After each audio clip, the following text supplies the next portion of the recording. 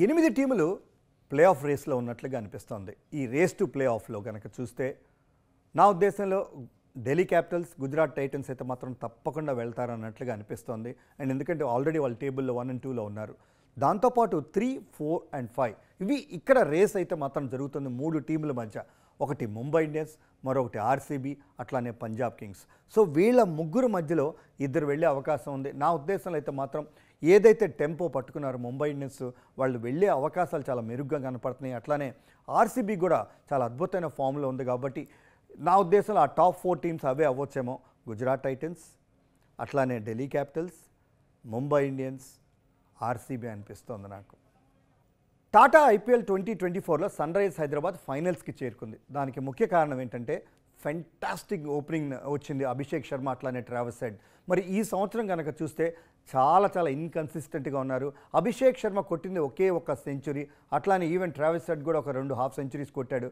వాళ్ళిద్దరి మధ్య మంచి ఓపెనింగ్ స్టాండ్ రాకపోవటం వల్ల మిగతా మిడిల్ ఆర్డర్ కూడా ఎర్లీగా ఎక్స్పోజ్ అవ్వటం, దానివల్ల తరచూ వైఫల్యాలు రావటం కూడా జరిగింది.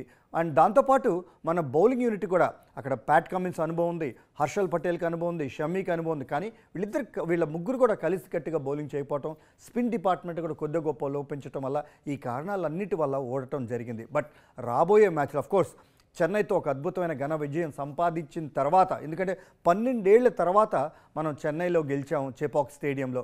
మరి దాన్ని స్ఫూర్తి తీసుకొని ఒక్క match, every match 1 match at a time వాళ్ళు కనుక ఇక్కడ నుంచి వెళ్తూ ప్రతి మ్యాచ్ చాలా జాగ్రత్తగా ఆడి ఒక కంబైన్డ్ ఎఫర్ట్ కనుక రాగలిగితే మాత్రం తప్పకుండా maybe back to back matches గెలిచి ప్లే ఆఫ్స్కి వెళ్ళే అవకాశం ఉందేమో. కొంచెం కష్టం, బట్ అసాధ్యమైతే కాదు. ఒక జట్టు ఎంచుకోవటంలో ఇది చాలా ముఖ్యమైన పని. జనరల్గా చెన్నై సూపర్ కింగ్స్ ప్రతి సందర్భంలో కూడా ఇప్పటిదాకా ఫస్ట్ ఆప్షన్ నుంచి ఇప్పటిదాకా కనుక చూస్తే మంచి టీంని ఎంచుకుంటారు. బహుశా వాళ్ళు ఇప్పటిదాకా కనుక చూస్తే అంతా కూడా అనుభవజ్ఞుల టీంతోనే వాళ్ళు వెళ్ళటం కూడా జరిగింది. బట్ అన్ఫార్చునేట్లీ ఈ సంవత్సరం ఆప్షన్ టేబుల్లోనే వాళ్ళు ఓడిపోయినట్లుగా నాకు అనిపించింది. ఎందుకంటే జనరల్గా చాలా మంచి టీంని వాళ్ళు పిక్ చేస్తారు, మంచి కాంబినేషన్ పిక్ చేస్తారు. బట్ అన్ఫార్చునేట్లీ ఈ సంవత్సరం ఏదైతే ఇండియన్ కంటింజెంట్ వాళ్ళు ఏదైతే పిక్ చేశారో వాళ్ళు పెద్దగా ఫామ్లో కూడా లేరు, డొమెస్టిక్లో కూడా సరిగ్గా పర్ఫామ్ చేయలేదు.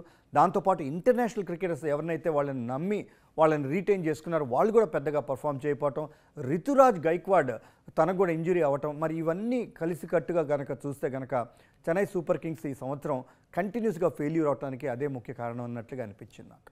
ఏ జట్టుకైనా కూడా జట్టు సీనియర్స్ క్రికెటర్స్ పర్ఫామ్ చేయడం చాలా ముఖ్యం. ఏ జట్టులో అయితే కనుక సీనియర్ క్రికెటర్స్ పర్ఫామ్ చేస్తారో ఆబ్వియస్లీ ఆ జట్టుకి ఎక్కువ విజయాలు రావడం జరుగుతుంది. ఇనీషియల్ స్టేజెస్లో ముంబై ఇండియన్స్లో వాళ్ళకున్న మెయిన్ ఎవరైతే కనుక రోహిత్ శర్మ అవ్వచ్చు, బూమ్రా లేకపోవటం అవ్వచ్చు, సూర్యకుమార్ యాదవ్ కూడా పెద్దగా పర్ఫామ్ చేయటం ఇనీషియల్గా, దాంతోపాటు హార్దిక్ పాండ్యా కూడా కొంచెం లిటిల్ ఇన్కన్సిస్టెంట్. అఫ్కోర్స్ బౌలింగ్ బాగా చేస్తున్నాడు, బ్యాటింగ్లో కాస్త ఇన్కన్సిస్టెన్స్ వల్ల ఇనీషియల్ కొన్ని మ్యాచ్లు ఓడిపోయారు.